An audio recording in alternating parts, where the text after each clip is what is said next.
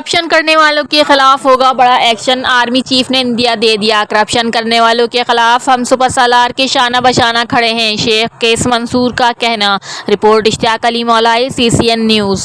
हमारे army chief ने भी अनाउंस कर दिया करप्शन के खिलाफ जो हमारी फौज खड़ी होगी तो इंशाल्लाह आप सबकी तकालीफ खत्म होंगी।